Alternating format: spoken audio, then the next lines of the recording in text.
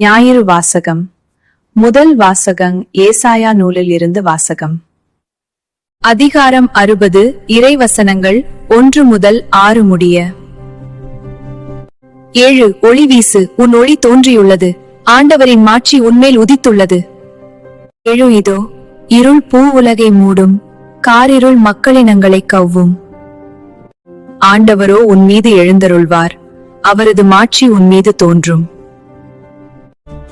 பிற இனத்தார் உன் ஒளி நோக்கி வருவர், மன்னர் உன் உதய கதிர் நோக்கி நடைபோடுவர். உன் கண்களை உயர்த்தி உன்னை சுற்றிலும் பார், அவர்கள் அனைவரும் ஒருங்கே திரண்டு உன்னிடம் வருகின்றனர். தொலையிலிருந்து உன் புதல்வர் வருவர், உன் புதல்வியர் தோளில் தூக்கி வரப்படுவர். அப்பொழுது நீ அதை கண்டு அகமகிழ்வாய், உன் இதயம் வியந்து விம்மும். கடலின் திரள் செல்வம் உன்னிடம் கொணரப்படும், பிற இனத்தாரின் சொத்துகள் உன்னை வந்தடையும். ஒட்டகங்களின் பெருந்திரள் உன்னை நிரப்பும், மிதியான் ஏப்பாகாகின் இளம் ஒட்டகங்களும் வந்து சேரும்.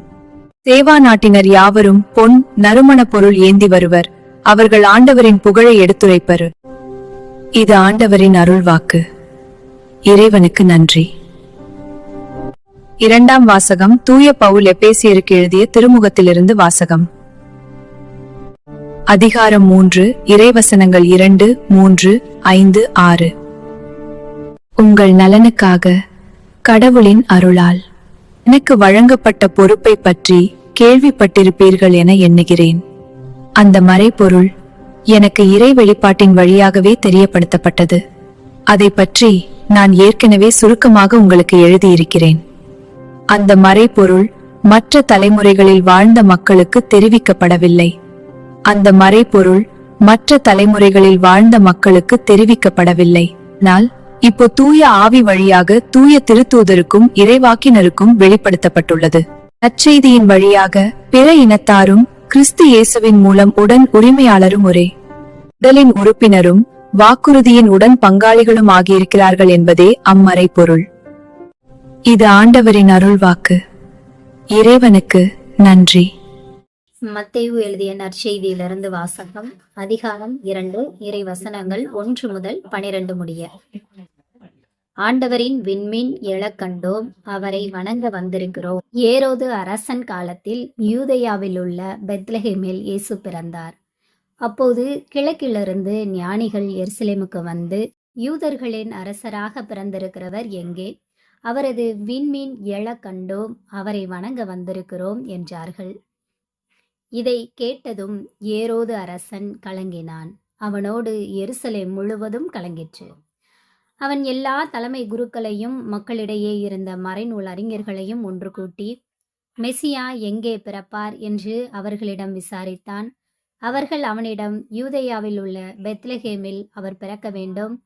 ஏனெனில் யூதா நாட்டு பெத்லஹேமே, யூதாவின் ஆட்சி மையங்களில் நீ சிறியதே இல்லை. ஏனெனில் என் மக்களாகிய இஸ்ரேலை ஆயரென ஆள்பவர் ஒருவர் உன்னிலிருந்தே தோன்றுவார் என்று இறைவாக்கினர் எழுதியுள்ளார் என்றார்கள். பின்பு ஏரோது யாருக்கும் தெரியாமல் ஞானிகளை அழைத்து கொண்டு போய் விண்மீன் தோன்றிய காலத்தை பற்றி விசாரித்து உறுதி செய்து கொண்டான். மேலும் அவர்களிடம், நீங்கள் சென்று குழந்தையை குறித்து திட்டவட்டமாய் கேட்டு எனக்கு அறிவியுங்கள். அப்பொழுது நானும் சென்று அக்குழந்தையை வணங்குவேன் என்று கூறி அவர்களை பெத்லஹேமுக்கு அனுப்பி வைத்தான். அரசன் சொன்னதை கேட்டு அவர்கள் புறப்பட்டு போனார்கள். இதோ முன்பு எழுந்த விண்மீன் தோன்றி குழந்தை இருந்த இடத்திற்கு மேல் வந்து நிற்கும் வரை அவர்களுக்கு முன்னே சென்று கொண்டிருந்தது. அங்கே நின்ற விண்மீனை கண்டதும் அவர்கள் மட்டில்லா பெருமகிழ்ச்சி அடைந்தார்கள்.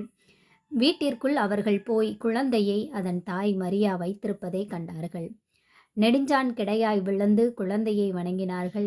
தங்கள் பேழைகளை திறந்து பொன்னும் சாம்பிராணியும் வெள்ளை போளமும் காணிக்கையாக கொடுத்தார்கள். ஏரோதிடம் திரும்பி போக வேண்டாம் என்று கனவில் அவர்கள் எச்சரிக்கப்பட்டதால் வேறு வழியாக தங்கள் நாடு திரும்பினார்கள். இது ஆண்டவரின் அருள்வாக்கு. கிறிஸ்துவே உமக்கு நன்றி.